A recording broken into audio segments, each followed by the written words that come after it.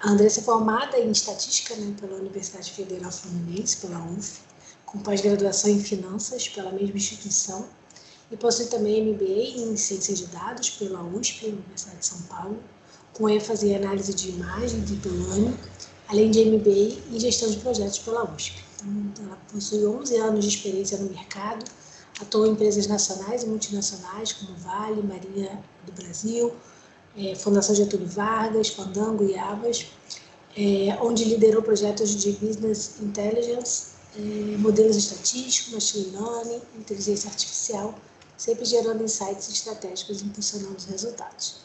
E hoje a Andressa vai falar para a gente, né, entre números e oportunidades, como a estatística abre portas no mercado de trabalho. Então, Andressa, é com você, você pode iniciar o seu compartilhamento. E obrigada por participar do nosso evento, nossa última palestra do dia.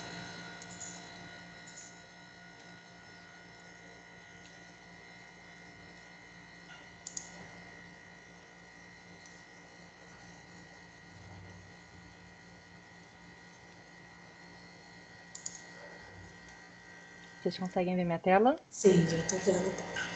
Tá, meu áudio também tá ok? Tá ótimo, tudo Tá certinho. bom, então. Gente, primeiramente, boa tarde. Meu nome é Andressa Contarato. Eu venho aqui representando a Bitic Analytics. Eu vou falar um pouquinho sobre a minha carreira profissional, o que eu fiz e o que eu faço atualmente. E também conversar um pouco com vocês sobre o mercado de trabalho, como que era antes, como que está sendo e talvez, né, possivelmente como será o futuro para a profissão desse profissional, né, de estatística. Espero que vocês gostem. Ao final da apresentação, se quiser tirar dúvidas comigo, estou à disposição. E o título da minha apresentação é sobre Entre Números e Oportunidades, como a estatística abre portas no mercado de trabalho. Bom, essa apresentação ela está separada em três grandes blocos, que é o jogo da vida, a minha jornada, mercado de trabalho e estatística, e o impacto da tecnologia, mais especificamente da IA, da inteligência artificial. Falando sobre o primeiro bloco, o jogo da vida, a minha jornada, eu não fiz uma carreira tão linear, né, de sair do ensino médio e ir para a faculdade. Primeiro eu comecei como eletricista, eu fui técnica em eletricidade de baixa tensão, e como eu era uma pessoa que gostava bastante de estratégias, né, eu fui fazendo um plano A, plano B, plano C, para ver como que eu iria me encaixar melhor aí no mercado de trabalho. Então, meu plano A era cursar engenharia elétrica, fazer, né, a carreira da que eu já estava trilhando. Só que a relação candidato-vaga era muito acirrada. Então, qual foi meu plano B? Mapear os cursos de exatas que tivesse uma relação candidato-vaga menos acirrada e que eu pudesse entrar e depois fazer uma prova interna com uma competição menos acirrada e passar para engenharia elétrica. Só que eu entrei para estatística e caí de paraquedas lá. E eu quase desisti no primeiro período, sendo que uma professora que me deu a disciplina de probabilidade 1, ela me provocou, ao passo que ela me motivou a entender mais sobre o mercado de trabalho, entender o que a minha personalidade curiosa tinha muito a ver com a estatística, e eu acabei me apaixonando. Nisso, eu me graduei em estatística e até hoje sou muito realizada com isso, né? E muito feliz no que eu faço. A minha vida profissional, ela foi bem intercalada com a minha vida acadêmica, ao passo que eu comecei a fazer estágio na Marinha logo nos primeiros períodos de faculdade, fui trabalhar na parte de geoestatística, trabalhar com análise multivariada. Logo depois, eu fui trabalhar na Fiocruz com uma bolsa de iniciação científica na parte de modelagem bastante envolvida, né, na parte de genética, na área do Processi, lá na Fiocruz. E depois eu fui para a Vale, logo no finalzinho da faculdade, onde eu já trabalhava na área de inteligência de mercado e também na área de finanças, o que impactou a minha decisão da minha monografia, no projeto final de faculdade, que foi nessa área também. E nesse meio tempo, enquanto eu estava terminando a faculdade, iniciando o mestrado, eu pensei, não, agora eu vou focar agora na área acadêmica e vou esquecer um pouquinho o mercado de trabalho. E aí fui convidada para trabalhar na FGV, na área de pesquisa de políticas públicas. Aí eu falei, eu gostei do desafio. Eu sempre fui muito motivada a desafios, né? Então eu fui para a FGV trabalhar na área de políticas públicas envolvendo educação, saúde, segurança. Era uma área mais de pesquisa, então eu já tinha uma maturidade com relação a isso. Mas um desafio que eu já vi ali foi pensar, trabalhar em equipe multidisciplinar, pessoas com profissionais, né, de diferentes áreas, diferentes pensamentos, diferentes formas técnicas de se falar algo, né? Então, esse já foi o meu primeiro desafio. Meu segundo desafio foi tentar me renovar em relação às ferramentas que o mercado mais utilizava. Eu utilizava muito R, comecei a utilizar Python, comecei a utilizar SQL no SQL, e assim eu fui aprimorando mais essa minha parte mais técnica. E aí, quando eu pensava que estava tudo bem, que eu já estava entendendo tudo, veio uma outra proposta para trabalhar com consultoria, também na FGV. E aí foi a minha primeira a percepção do que é consultoria, que é totalmente diferente de pesquisa. E veio um outro desafio, tentar entender o que o cliente quer para conseguir fazer o projeto, conseguir transformar aquilo em dados, né, em tomadas de decisão. Então, foi uma habilidade que eu fui desenvolvendo ao longo do tempo. Falo sempre que é uma habilidade que todos os dias é um desafio diferente, lidar com as pessoas. E nesse meio tempo, né, quando eu já estava mais no final da minha jornada lá na FGV, eu fui trabalhar mais na parte de coordenação também dessas consultorias. Então, eu fui aprimorar mais essa parte de fazer a gestão da equipe, a gestão do projeto, além de ser técnica. Isso, para mim, foi bem desafiador, porque eu era muito técnica. Então, como que eu iria fazer a ponte entre áreas totalmente diferentes, áreas diferentes da minha, como que eu ia fazer uma equipe trabalhar em total sintonia, ter uma boa performance, né? Então foi um desafio muito grande, mas que me proporcionou uma nova visão da minha carreira profissional.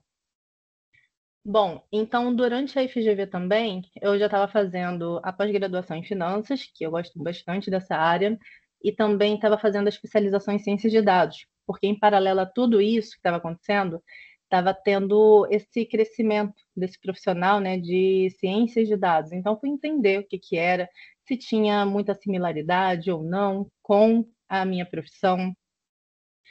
E logo depois da FGV, eu fui para a Havas, uma empresa de publicidade e marketing, totalmente diferente do que eu já havia trabalhado na minha vida. Fui me desafiar de novo, fui entender como que era esse mundo.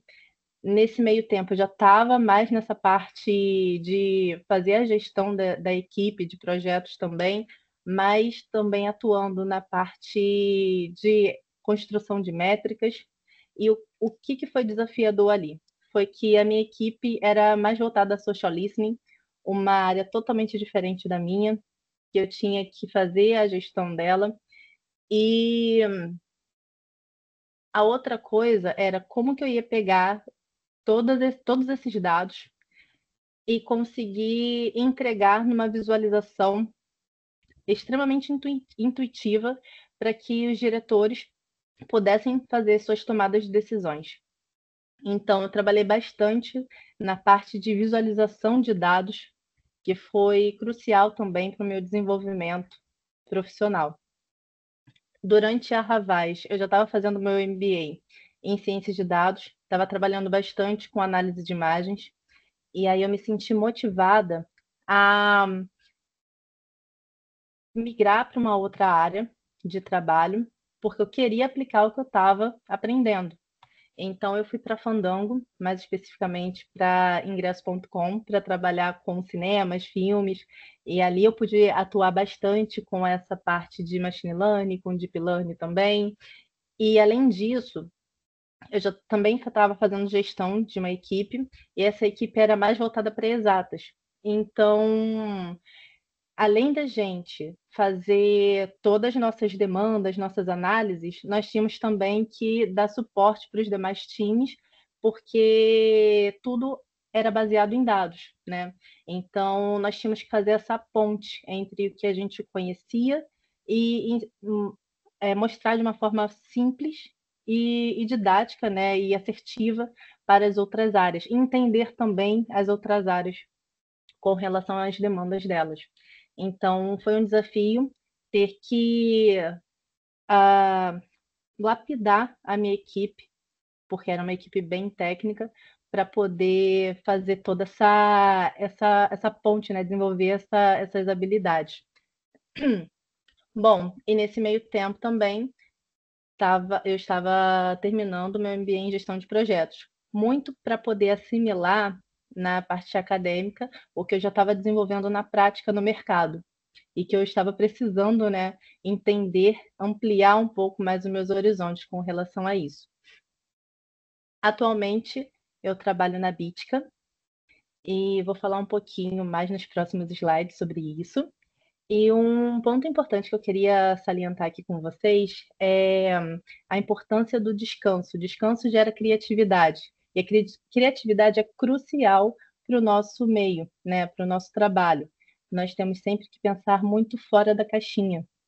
Então, eu espero que vocês tenham essa idealização, né, de sempre pensar fora da caixinha e promover, desenvolver bastante a criatividade de vocês. E o porquê que eu digo isso? Porque uma coisa que eu aprendi, e foi uma frase que ficou bastante em mim, foi que a estatística não é o começo e nem o fim, mas o meio pelo qual podemos tomar decisões. Então, a estatística, ela pode permear em diferentes áreas. O céu é o limite, ou às vezes o céu nem é o limite mais. Mas a estatística é tão bonita que nós podemos atuar, trabalhar com pessoas totalmente de áreas que no primeiro momento a gente pensa, nossa, o que tem a ver, né?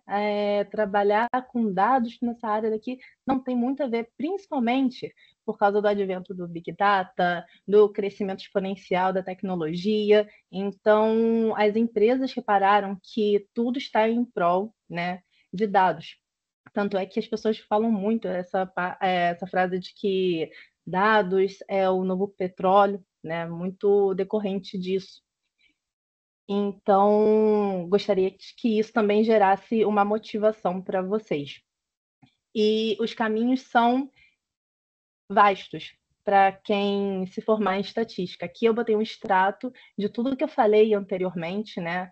Eu consegui atuar tanto na área acadêmica, desenvolvendo artigos, principalmente na área de finanças, construção de grafos para análise de discurso em redes sociais, trabalhos sobre pesquisas sobre políticas públicas, análise, né, simulação de assentos também, de salas de cinema, análise de engajamento de campanhas de grandes marcas, análise de detecção de doenças e também projetos que são mais independentes, são mais projetos pessoais, como, por exemplo, blogs que eu faço, que eu tenho um blog no Medium, que eu falo sobre estatística, ou projetos que eu desenvolvo e deixo ali no meu GitHub também. Então, os caminhos são bem amplos.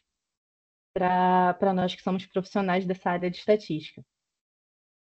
E sobre a Bitka, hoje eu trabalho na Bitka e eu faço esse equilíbrio, né, de coordenar e de também ter todo esse conhecimento técnico. Eu tenho que trabalhar numa visão bem estratégica, tenho que ter a capacidade de ouvir, agir com inteligência emocional também, porque eu estou lidando com uma equipe e eu penso muito, como eu gosto de estratégia, logo eu gosto muito de xadrez também, né? É uma paixão minha, que todos os dias é como jogar xadrez. Só que o impacto é real na vida das pessoas. E, em resumo, sobre a minha experiência, eu gostaria de falar para vocês que eu sou prova de que nem sempre o caminho é reto, os tropeços são parte do aprendizado e que a paixão pode surgir mesmo após o desconforto. Eu gosto muito dessa imagem da pessoa subindo os degraus e os pratinhos ali, ele tentando se equilibrar e alguns quebrados, né, durante a subida dele nos degraus, que é mais ou menos a vida. Mesmo com os fracassos, a gente sempre tem que ter resiliência, persistência e dar o nosso melhor sempre na vida. Então, essa é a minha história com a estatística e eu espero que ela inspire a sua também nessa parte. Bom, então, falando um pouco mais da Bitka e é onde eu trabalho hoje em dia, essa é uma empresa de Advanced Analytics formada por profissionais com mais de 18 anos de experiência no desenvolvimento de implementação e soluções analíticas que auxiliam clientes em seus processos de tomada de decisão. E a Bitka ela tem 3 pilares importantes, que são TI, preditiva e prescritiva. TI é mais focado num time que conhece mais as mais atualizadas técnicas de programação com o intuito de fazer soluções que possibilitem uma interface ágil e amigável para o cliente. Já a preditiva, ela conta com especialistas em analítica preditiva, que modelam o processo de geração dos dados para poder ajudar os clientes a lidar com a incerteza e fazer melhores tomadas de decisão. E a prescritiva, ela está mais focada na área de otimização, atuando em modelos complexos para a resolução de desafios importantes para os clientes também.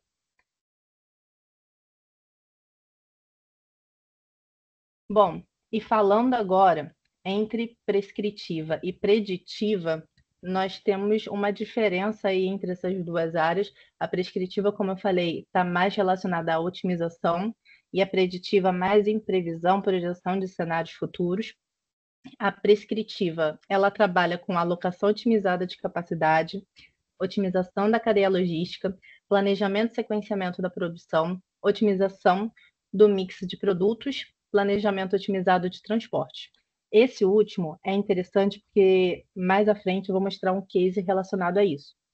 E a preditiva é mais relacionada à recomendação de produtos, precificação de demanda, previsão de demanda, detecção de fraudes, manutenção preditiva de ativos. E também essa parte, mais à frente, eu vou mostrar um case relacionado também a isso.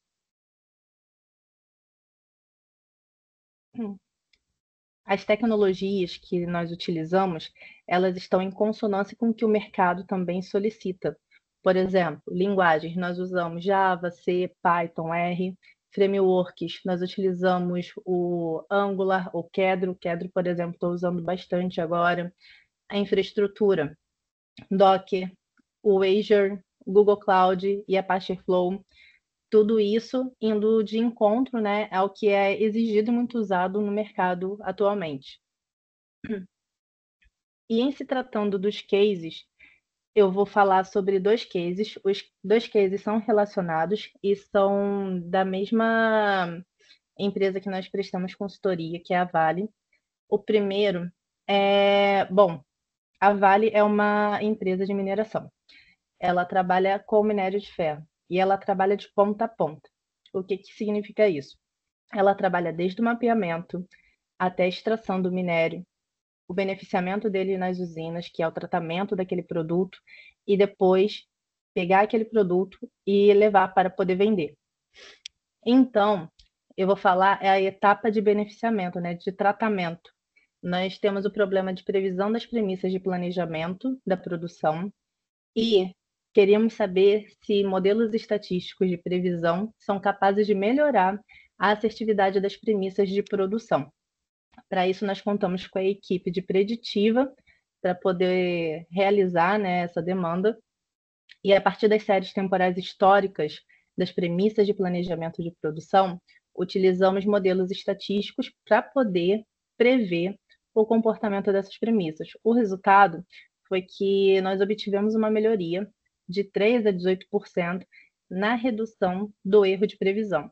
Além disso, nós entregamos um dashboard para acompanhamento do cliente com relação aos resultados deste.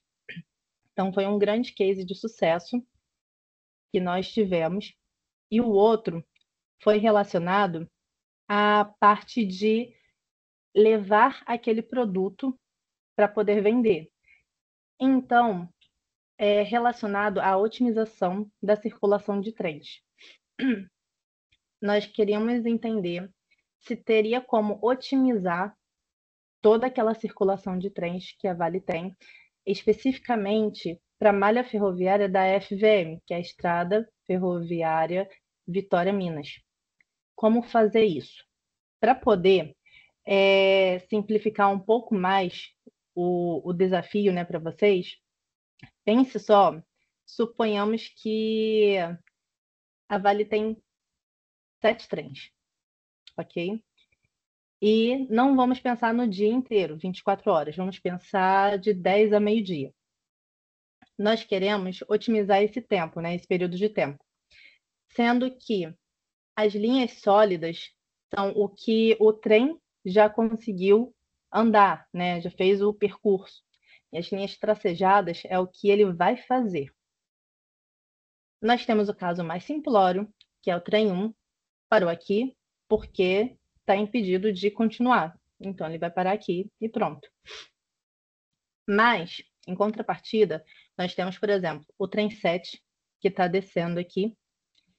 E ele descendo, ele já tem uma restrição de velocidade nesse percurso aqui, de 30 a 40 km por hora. Logo mais, ele já tem um conflito nessa parte onde ele pode se encontrar com o trem 2 e o trem 6. Descendo mais, ele tem uma interdição. E tem outro conflito com o trem 5 e com o trem 3 e com o trem 4. Então, como resolver isso? Por exemplo, qual é a prioridade? Eu paro o trem 7 e deixo o trem 6 passar? Mas e se o trem 2 estiver vindo? Qual que entre o trem 6 e o trem 2? Qual seria a prioridade? E será que eu tenho um local que ele possa parar para que o outro possa andar? Né? Então, esse é só um problema um pouco mais simples, né? Com 7 trens. Mas imagine se tivéssemos que pensar em 150 trens durante 24 horas de um dia. Como que seria otimizar todo esse processo? O desafio foi grande, né? Mas a solução foi muito boa também. E nós contamos com um time de prescritiva e de TI para poder solucionar isso. E o time de prescritiva ficou mais alocado na otimização com modelos matemáticos e o time de TI ficou mais focado na interface, porque é importantíssimo também quem está usando ter já um intuito do que é, do que está fazendo, do que está acontecendo. E um outro desafio, em tempo real, porque no exemplo que eu dei ali, eu nem botei fatores como, por exemplo, naquele meio tempo, poderia acontecer alguma coisa, um objeto muito grande poderia cair no meio de um dos trilhos. E aí, como resolver? Como interditar aquilo? Né? Então, foi um problema muito complexo, mas a gente teve um grande sucesso com relação a ele. Isso para mostrar, para motivar vocês que a estatística ela pode estar presente em tudo, ela está presente em tudo. Então, o mais importante é você saber o seu caminho, porque as possibilidades são enormes. Bom, então, o que eu queria conversar com vocês também sobre isso? O mercado ele está demandando muito, né? Ele está superaquecido em relação a esses profissionais, está exigindo muito cada vez mais. Até porque usa-se muito dados para tudo, né? A gente tem uma vasta possibilidade de dados para tudo hoje em dia. Porém, segundo o Censo de Educação Superior, houve aumento do número de matrículas para os cursos relacionados a ciências naturais, matemática e estatística no comparativo de 2010 com 2023. Todavia, em relação de 2023 em relação a 22, uma queda. E podemos ver que o máximo foi em 2021, ou seja, teve uma queda de 21, de 22 em relação a 21 e de 23 em relação a 22. Outro ponto que eu queria destacar aqui para vocês, né, é sobre o futuro da estatística. Lendo um artigo da professora Doris Fontes, nós podemos ver, o título é A Necessária Campanha para Diminuir a Evasão nos Cursos de Bacharelado em Estatística no Brasil.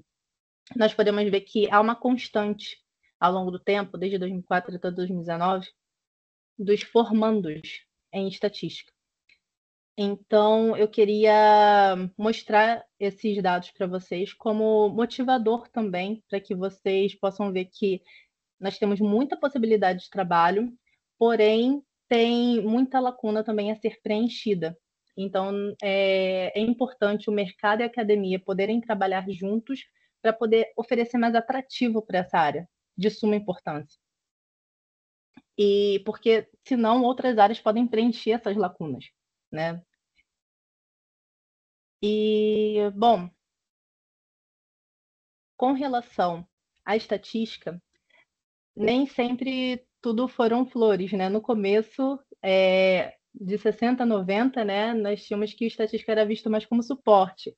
Porém, nos anos 2000, veio o avanço da tecnologia, que impulsiona muita demanda. Em 2020 em diante, eu nem falo mais nada, porque foi crucial, essencial o trabalho de um estatístico. E com isso também surgiram novas áreas relacionadas à estatística. As oportunidades são tamanhas, como eu sempre estou falando aqui, como, por exemplo, saúde pública, marketing digital, finanças, logística, meio ambiente, vagas crescentes, principalmente em análise de dados, IA, que também compreende machine learning, deep learning, e governança de dados, que é uma área muito legal, muito interessante, e o futuro da profissão. Eu falei com vocês antes que o importante é termos muito pensamento criativo. A criatividade nos gera a possibilidade de pensar além e aprimorar nossa criticidade com relação ao que a gente está analisando. Então, o pensamento analítico crítico é importante daqui para frente. Conhecimentos com IA, computação, comunicação com times multidisciplinares e ética e responsabilidade com os dados. O divisor de águas para isso, principalmente, foi a LGPD. Então, como nós temos, né, esse trabalho muito relacionado com dados, nós temos também uma responsabilidade até maior com relação à ética, né, e a tratativa deles. E as trilhas são muitas possibilidades. Eu destaquei aqui as mais conhecidas, né? Setor público, privado. Setor público tem a carreira mais acadêmica, a carreira mais de analista. Setor privado tem técnico, onde a pessoa pode crescer sendo mais relacionado a técnico mesmo, não precisa, por exemplo, trilhar outros caminhos como de gestão, né? Ou também, se quiser, pode trilhar esses caminhos de gestão para agregar ainda mais na sua carreira profissional, assim como eu fiz. E agregação de outras áreas, não só da parte de gestão, da parte de administração, mas outras áreas que possam ter sinergia, porque lidar com dados é você lidar com a maioria aí das áreas, né, que nós temos hoje. E como saber se você está sendo mais voltado para a área acadêmica ou para o setor privado. É muito interessante que desde da provocação que tive com a professora de probabilidade 1, eu me senti motivada a entender como que era a Andressa como profissional. Então, eu comecei a fazer estágio muito cedo porque eu fazia esses testes para ver como que eu era como profissional e sempre via que eu estava mais voltada para o setor privado. Então, isso também foi um motivador. Aqui eu destaco dois principais, o MBTI e o DISC. Vocês podem fazer, eu acho que tem até sites oficiais para isso, né? Eu acho bem interessante também esses testes. E um outro ponto que eu falo para vocês, não é você fazendo hoje que vai ser assim para sempre. Pode ser que hoje você faça teste, ano que vem você faça novamente e dê um outro resultado, porque você está mais voltado para um outro campo de visão do seu trabalho, né? E isso é normal também. E, além disso, uma outra dica que eu dou é invistam massivamente em redes sociais. Se você é mais voltado à área acadêmica, o Lattes é uma ótima sugestão, o academia.edu também. E se você é mais voltado para a área mais assim de setor privado também, né? Tem o LinkedIn, que é bem bacana. O LinkedIn tem umas métricas bem interessantes para vocês verem, por exemplo, como que está a sua posição em relação a profissionais da sua mesma área, quando as pessoas buscam por profissionais da sua área, como que você está ranqueado, como que, por exemplo, as pessoas te encontram, as pessoas me encontram muito, por exemplo, por pesquisa, mas eu sou mais voltada para a área de mercado. Então, como que eu posso projetar meu LinkedIn para poder, né, ser mais direcionado a isso? É muito interessante também o LinkedIn, usar ele. E o GitHub. O GitHub, para quem gosta muito de programar, é uma ótima opção para você deixar ali, né, como que você faz um projeto, para as pessoas também terem uma projeção do que você faz, como que você faz. E o mais interessante, por exemplo, na página inicial do meu GitHub, eu deixei os links de todas as minhas outras redes sociais. Então, se a pessoa tiver curiosidade, é só clicar ali e vai ser direcionado para outra rede social que eu também tenho. Então, esse é um diferencial do GitHub, que é muito bacana também de se mexer, de usar e de ver o que as pessoas estão fazendo também. Uma forma mais rápida de entender novas metodologias que estão sendo desenvolvidas. É bem bacana. Bom, agora, falando sobre o último bloco, para eu não me prolongar muito, é o impacto da tecnologia, especificamente da inteligência artificial. Ela tem transformado diversos setores. Hoje, principalmente, mas só que se você for ver, ela nasceu na década de 70, mas só que ela passou por várias mudanças ao longo do tempo, né? Só que hoje ela impacta significativamente a atuação dos profissionais, principalmente de estatística, e ela engloba técnicas de aprendizado de máquina, redes neurais e processamento de linguagem natural. E o que acontece? As oportunidades são tamanhas, mas desafios também são grandes. As oportunidades são relacionadas a Big Data, automatização de processos, novas áreas de atuação que vêm surgindo. Os desafios são principalmente preocupações éticas e de privacidade, substituição de funções, necessidade de atualização contínua. E em relação ao estatístico, qual a importância dele, né, nessa era da IA? Principalmente a compreensão profunda dos conceitos estatísticos para o desenvolvimento dessa área como um validador, né? Então, o papel do estatístico é crucial para essa área. Ela tem uma sinergia imensa. É como se nós estivéssemos surfando na crista da onda, né? Então, por isso que eu falo, tenham criatividade, porque isso ajuda muito, e principalmente nessa área que está crescendo exponencialmente, que é a IA.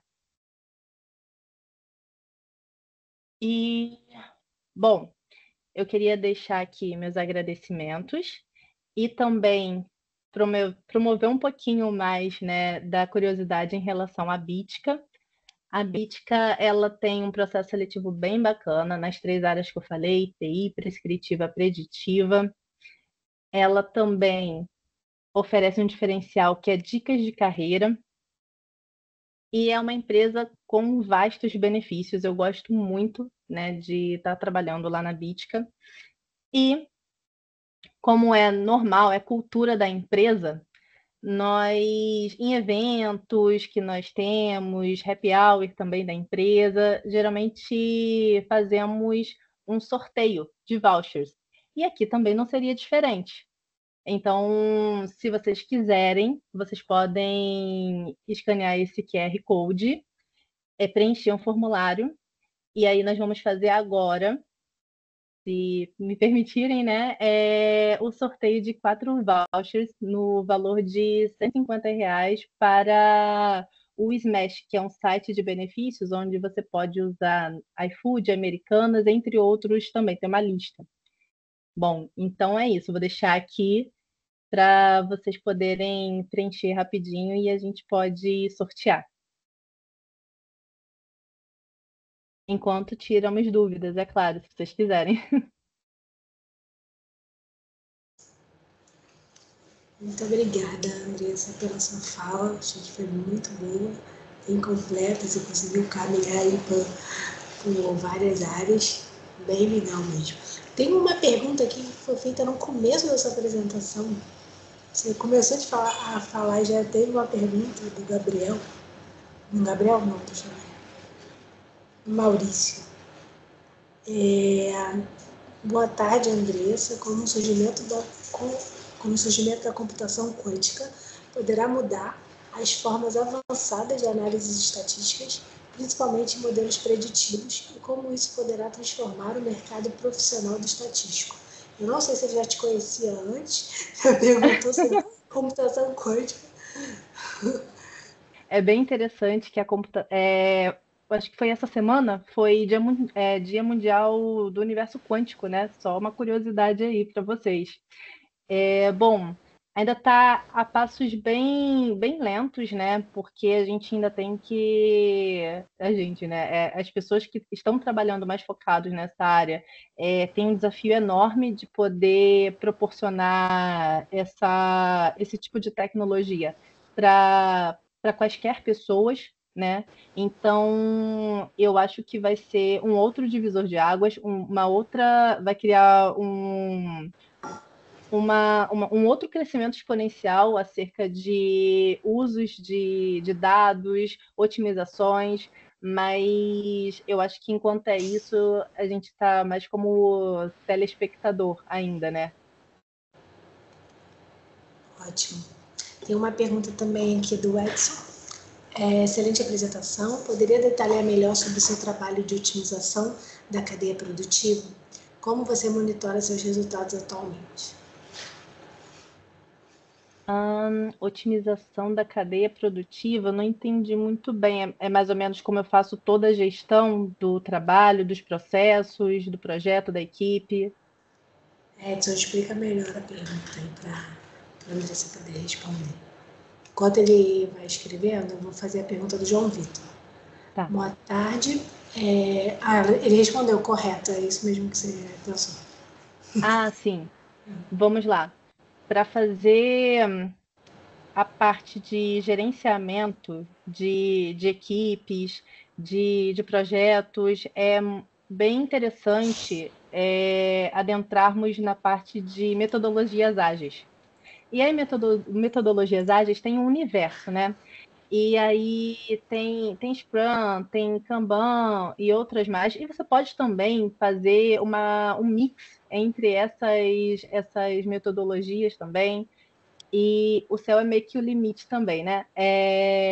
Então, geralmente, o que eu faço? Para eu conseguir ter uma visão estratégica do que está acontecendo, como eu estou trabalhando muito na parte técnica e na parte de gestão também, eu tenho que fazer dailies diárias, né? É meio que um pleonasmo isso. Eu tenho que fazer reuniões diárias com a equipe para poder entender rapidamente o que cada um está fazendo, está desenvolvendo, proporcionar deadlines também, né?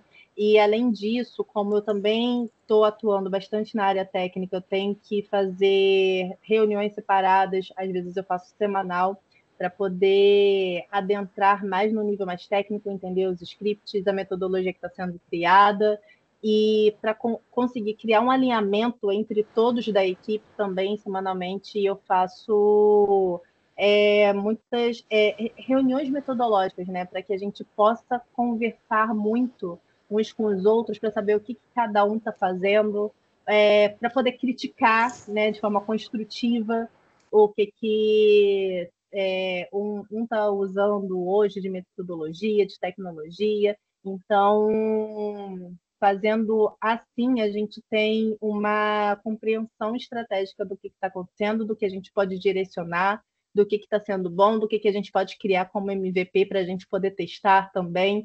Então, assim, não é uma fórmula mágica, né? Não é uma receitinha de bolo, mas eu aprendi muito que é mais entender o tempo que a gente tem, o que a gente tem que fazer e como que a gente pode fazer, né? É mais ou menos esses três pilares aí, para seguir, principalmente no setor privado, né? E assim que eu faço toda essa gestão. É claro que eu aplico também ferramentas que são mais relacionadas à gestão também, para eu entender métricas, performances, se atingiu a meta, se está dentro do deadline, quanto tempo que vai levar, tudo isso, todas essas projeções também, planejamento acerca do projeto. Então, tudo isso me orienta a tomar essas decisões. Então, é uma análise tanto quantitativa quanto qualitativa. Show, ótimo. Tem várias mensagens aqui parabenizando a nossa apresentação, sua didática, dizendo que foi muito motivadora. Tem uma pergunta do João Vitor. Boa tarde, é possível conciliar mestrado e doutorado acadêmico na Bítica? Você acha comum esse tipo de incentivo na esfera privada? Olha, eu vejo um diferencial muito grande na Bítica, nessa conciliação de estudos e até uma motivação da Bítica para com os colaboradores, né? Então, eu posso dizer que sim, confortavelmente, né? Dizer que sim, que a Bítica ela até incentiva bastante. Show. O Emerson também tem uma pergunta aqui. Minha pergunta foge um pouco da casinha. Vejo que você se dedicou bastante para estar onde está. Você tem algum lazer, algum hobby, exceto jogar xadrez que você falou? Ah, tenho. É importante ter bastante hobbies, né? Eu tenho hobbies bem aleatórios, assim, mas eu tento sempre cuidar, né, da minha saúde mental e física. Pratico bastante atividade física. Jogo xadrez também, né, que tem muito a ver com probabilidade, e eu gosto muito disso. E, além disso, ah, eu acho, é mais ou menos essa. Ah, leitura. Praticar leitura, gente. Ler é importantíssimo. Eu leio bastante e temas totalmente diferentes, assim, às vezes eu pego um livro de neurociência. Neurociência eu acho que é um pouco minha paixão também, depois que eu comecei a trabalhar com essa área de deep learning, né? E aí eu me apaixonei por essa área. E também eu acho que eu não consigo pensar em outros hobbies que eu faço. Acho que por enquanto acho que é só. Mas eu faço alguns aí. Também, lembrando, pessoal, que o QR Code aqui para participar do sorteio também do Banco de Talentos da BIT, quem não participou, que a gente já está quase encerrando. Então, se cadastra aí usando o formulário. Tem mais uma pergunta do Edson. Como você controla as entregas do seu time? Pode exemplificar as ferramentas de gestão que você utiliza hoje? As ferramentas mais usadas hoje tem o Gira, que você pode utilizar, que é muito bom.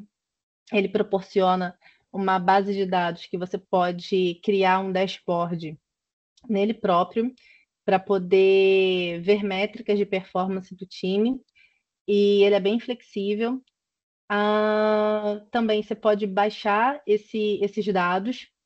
É, eu acho que tem até, não sei, mas geralmente você pode baixar como forma em Excel, por exemplo, mas eu acho que tem outras formas também mais automáticas de uso e poder, por exemplo, fazer um script numa linguagem como R, Python, e criar um dashboard mais flexível, né, mais personalizado também, para poder analisar a sua equipe. Eu também já fiz isso, é bem interessante.